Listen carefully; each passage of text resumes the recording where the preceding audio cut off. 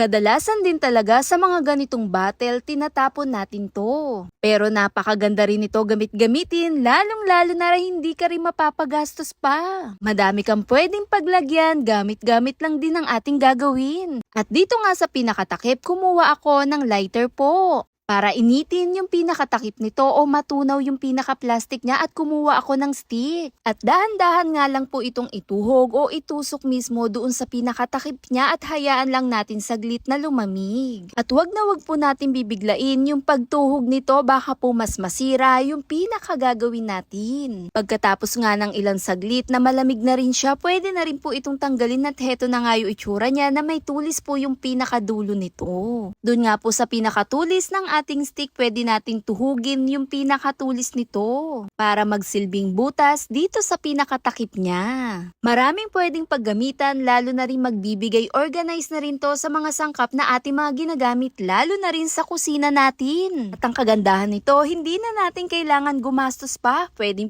paglagyan ng ating mga nilulutuan gaya ng mantika. At sa itsura nitong, hindi na rin talaga nalalayo sa madalas nating gamit-gamit. Laking pakinabang din ang dala ng boteng ito. Pwede mong pagsalinan ng mga dishwashing liquid, panghugas na rin dito sa ating mga platuhan. Dalasan din talaga sa mga patapong bagay, nandyan din talaga yung magagamit pa rin natin. At mapapakinabangan natin at laking tipid pa. Hit thumbs up if you like this video. Thank you for watching.